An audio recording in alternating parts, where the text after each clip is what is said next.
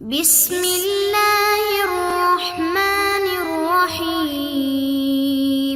بسم اللہ الرحمن الرحیم۔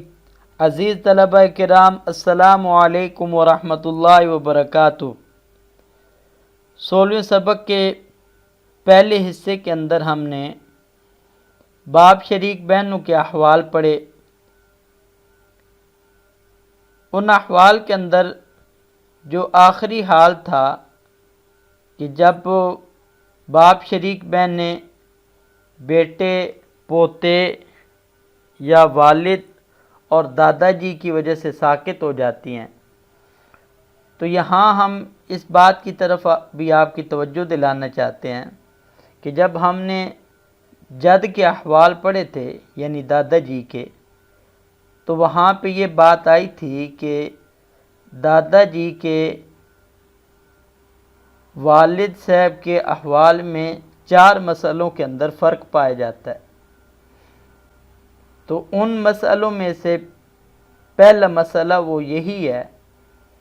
کہ والد کی موجودگی میں حقیقی بہن بھائی اور باپ شریک بہن بھائی یہ بالاتفاق ساقط ہو جاتے ہیں، اس میں ائمہ میں کوئی اختلاف نہیں۔ لیکن دادا جی کی موجودگی میں حقیقی بہن بھائی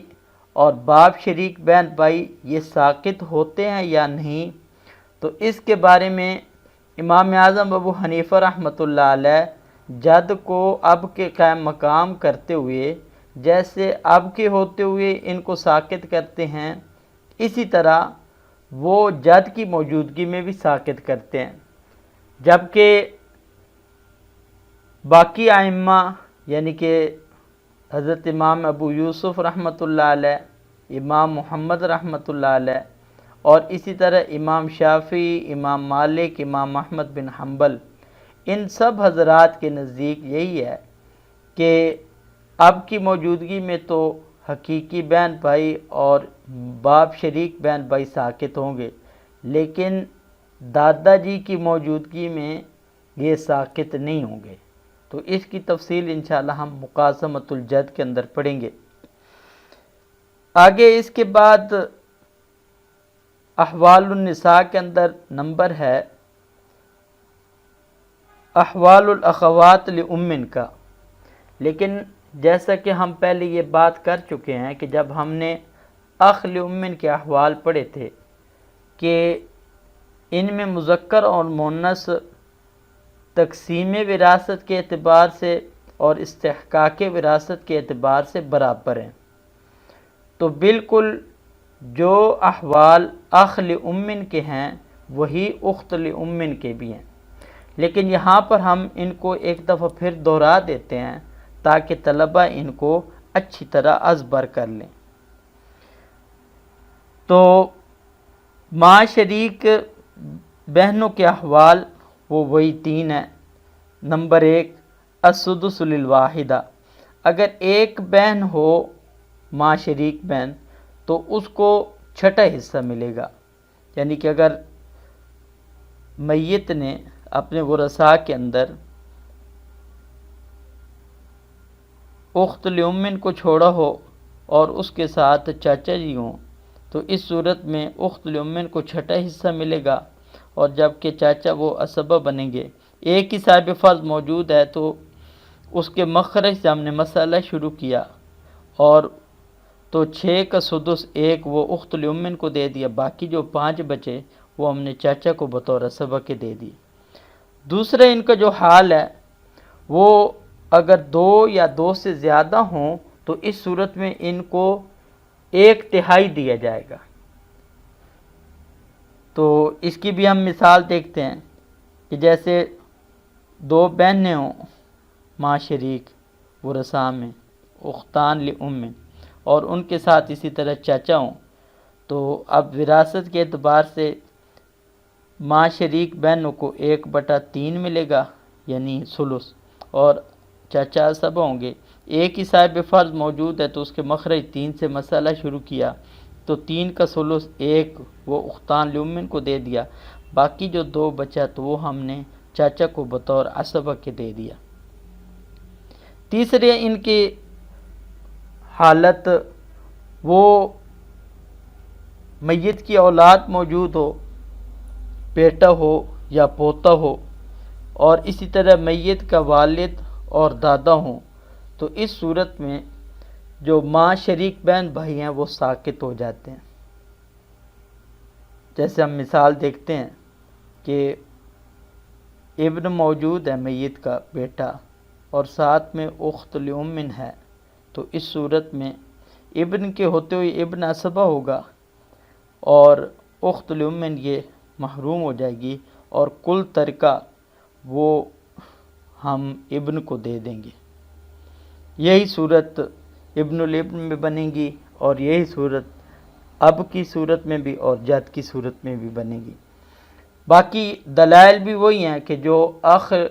لأم کے احوال میں ہم نے بیان کیے ہیں، وہی دلائل بنفس ہی یہاں پر کارآمد ہوں گے۔ اب آگے ہم اخت لابن اور اسی طرح اخت لأم کے احوال کے حوالے سے تمرین ہے، تو اس کو طلبہ اچھی طرح حل کریں۔ انشاءاللہ سراجی اور علم میراث کے اندر تمرین ہی سے پختہ کیا جا سکتا ہے سبق، تو جتنی تمرین ہوگی اتنے سبق پختہ ہوگا۔ تو پہلی صورت میں ورثاء کے اندر اب اور اخت لابن ہے، دوسری صورت کے اندر جد اور اخت لابن ہے، تیسری صورت کے اندر ابن اور اخت لابن ہے، چوتھی صورت کے اندر ابن الابن اور اخت لابن ہے، پانچویں صورت کے اندر اخ حقیقی مراد ہے اور اخت لابن ہے، اور چھٹی صورت کے اندر اخت اور اخ ان سے حقیقی مراد ہے اور پھر اخت لابن ہے۔ اسی طرح ساتویں صورت کے اندر بنت اخت اور اخت لابن ہے، اس اخت سے مراد حقیقی بہن مراد ہے۔ آٹھویں صورت کے اندر 5 بنات ہیں اور ان کے ساتھ اخت حقیقی ہے اور پھر اخت لابن ہے۔ 9ویں صورت کے اندر بنت الابن پوتی ہے اور پھر اخت یعنی حقیقی بہن ہے، اخت لابن ہے۔ 10ویں صورت کے اندر زوج اور اخت لابن۔ 11ویں صورت کے اندر زوجہ ہے اور اختان لابن اور چچا۔ 12ویں صورت کے اندر زوج ہے، اخت لابن ہے، اخ لابن ہے۔ 13ویں صورت کے اندر ورثاء کے اندر اخت لأم ہے اور ہے۔ 14ویں صورت کے اندر اختان لأم ہے اور ہے۔ 15ویں صورت کے اندر زوج ہے، ابن ہے اور اخت لأم ہے، اور 16ویں صورت کے اندر زوج، اب اور اخت لأم ہے۔ 17ویں صورت کے اندر زوج، جد اور اخت لأم ہے۔ دوستو، باپ شریک بہنوں کے احوال سراجی کی عبارت میں دیکھتے ہیں۔ احوال الاخوات لابن، باپ شریک بہنوں کے احوال۔ والاخوات لابن کالاخوات لابن و ام، کہ باپ شریک بہنیں وراثت کے احوال کے اعتبار سے حقیقی بہنوں کی طرح ہیں، کیونکہ حقیقی بہنوں کے جو 5 احوال ہیں بعین ہی وہ اخوات لابن کے ہیں، تو اسی بنا پر مصنف رحمۃ اللہ علیہ نے فرمایا والاخوات لابن کالاخوات لابن و ام، تو کاف تشبیہ کی ذکر کی، جیسا کہ پیچھے جب بنات الابن کے احوال بیان کیے تو وہاں پر بھی کاف تشبیہ کی ذکر کی تھی۔ تو آگے کیا فرمایا کہ وَلَهُنَّ أَحْوَالٌ سَبْعٌ، ان کے 7 احوال ہیں، یعنی کہ گوئے کہ حقیقی بہنوں سے 2 احوال ان کے زائد ہیں۔ نمبر 1 النصف للواحدہ، کہ ایک باپ شریک بہن ہو تو اس کو نصف ملے گا۔ والثلثان للاثنتین، کہ 2 ہوں یا 2 سے زیادہ تو اس صورت میں ان کو 2/3 ملے گا۔ اور عند عدم الاخوات لابن و ام، ساتھ میں شرط بھی ذکر کر دی کہ نصف اور 2 ثلث یہ اس وقت ہوگا کہ جب ساتھ میں حقیقی بہنیں نہ ہوں۔ اور تیسری حالت ہے وَلَهُنَّ السُّدُسُ مَعَ الْأُخْتِ لِأَبٍ وَأُمٍّ تَكْمِلَةً لِلثُّلُثَيْنِ، کہ اگر ایک حقیقی بہن کے ساتھ باپ شریک بہن ہو تو اس صورت میں باپ شریک بہن کو سدس ملے گا، چھٹا حصہ، تاکہ 2 ثلث کو پورا کیا جا سکے، جیسا کہ ہم نے پیچھے بھی اس بات کو تفصیل سے بیان کیا۔ چوتھی حالت ہے وَلَا يَرِثْنَ مَعَ الْأُخْتَيْنِ لِأَبٍ وَأُمٍّ، کہ جب 2 حقیقی بہنیں موجود ہوں تو اس صورت میں باپ شریک بہن وارث نہیں بنے گی۔ پانچویں حالت ہے إِلَّا أَن يَكُونَ مَعَهُنَّ أَخٌ لِأَبٍ فَيُعَصِّبُهُنَّ، کہ مگر یہ کہ باپ شریک بہنوں کے ساتھ باپ شریک بھائی ہو تو پھر وہ ان کو عصبہ بنا دے گا۔ یعنی ویسے تو جب 2 حقیقی بہنیں موجود ہوں تو اس وقت باپ شریک بہنیں ساقط ہو جاتی ہیں، لیکن اگر باپ شریک بہنوں کے ساتھ بھائی موجود ہو تو اس صورت میں جب حقیقی بھائی باپ شریک بھائی عصبہ بنے گا تو ان کو بھی عصبہ بنا دے گا۔ اور لیکن تقسیم کا ضابطہ وہی ہوگا والباقی بینہم للذکر مثل حظ الانثیین، کہ مذکر کو مادہ کے دگنا ملے گا۔ اور چھٹی حالت ہے والسادسۃ ان یصرن عصبۃ مع البنات، کہ وہ عصبہ مع الغیر ہیں، یعنی کہ اگر بنات کے ساتھ ہوں اخوات لابن تو وہ عصبہ بن جائیں گی، لیکن یہ جو عصبہ ہوں گی یہ عصبہ مع الغیر ہوں گی۔ انشاءاللہ عصبات کے اندر ہم اس کی تفصیلات دیکھیں گے۔ اس کے بعد او بنات الابن، کہ اسی طرح کیا ہے کہ جیسے بنات کے ساتھ عصبہ ہوں گی، اسی طرح اگر بنات الابن پوتیاں ہوں تو ان کے ساتھ بھی عصبہ ہو جائیں گی۔ ساتویں حالت ہے جو کہ سراجی میں حقیقی بہنوں اور باپ شریک بہنوں کی مشترکہ طور پہ بیان کی گئی ہے، اور وہ یہ ہے کہ بنو العیان یعنی حقیقی بہن بھائی،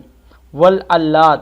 اور باپ شریک بہن بھائی، کلہم یسقطون، یہ سارے کے سارے ساقط ہو جاتے ہیں، بالابن و ابن الابن، میت کا بیٹا ہو اور میت کا پوتا ہو، وہ انصفل اگرچہ نیچے تک چلے جائیں یعنی پڑپوتا ہو جائے، وہ بالاب بالاتفاق، اور میت کے والد کے ہوتے ہوئے بھی بالاتفاق طور پہ حقیقی بہن بھائی اور باپ شریک بہن بھائی یہ سارے ساقط ہو جاتے ہیں۔ وہ بالجد عند ابی حنیفہ، اور دادا کے ہوتے ہوئے صرف امام اعظم ابو حنیفہ رحمۃ اللہ علیہ کے ہاں ساقط ہوں گے۔ یہی وہ مسئلہ ہے کہ جو جد اور اب کے جن 4 مسائل کے اندر اختلاف پایا جاتا ہے ان میں سے ایک یہ مسئلہ ہے کہ والد کی صورت میں تو ائمہ کا اتفاق ہے کہ حقیقی بہن بھائی اور باپ شریک بہن بھائی ساقط ہوتے ہیں، لیکن دادا کی موجودگی میں امام صاحب کے ہاں صرف ساقط ہوتے ہیں، جبکہ امام صاحب کے جو 2 شاگرد یعنی کہ امام ابو یوسف اور امام محمد، اور اسی طرح ائمہ ثلاثہ امام شافعی، امام مالک، امام احمد بن حنبل رحمہم اللہ، ان حضرات کے نزدیک جد کی موجودگی میں حقیقی بہن بھائی اور باپ شریک بہن بھائی ساقط نہیں ہوں گے۔ آگے کیونکہ جو باپ شریک بہن بھائی ہیں ان کا درجہ بعد کا ہے اور حقیقی بہن بھائیوں کا درجہ وہ مقدم ہوتا ہے، تو اسی بنا پر اگر حقیقی بھائی موجود ہو تو اس صورت میں بنو العلات یہ بھی ساقط ہو جائیں گے، یعنی باپ شریک بہن بھائی حقیقی بھائی کے ہوتے ہوئے ساقط ہو جائیں گے۔ اور اسی طرح اگر کیا ہو کہ حقیقی بہن وہ عصبہ بن جائے تو اس صورت میں بھی باپ شریک بہنیں ساقط ہو جائیں گی، وہ بالأخت لابن و ام اذا صارت عصبتاً۔ والسلام علیکم ورحمۃ اللہ وبرکاتہ۔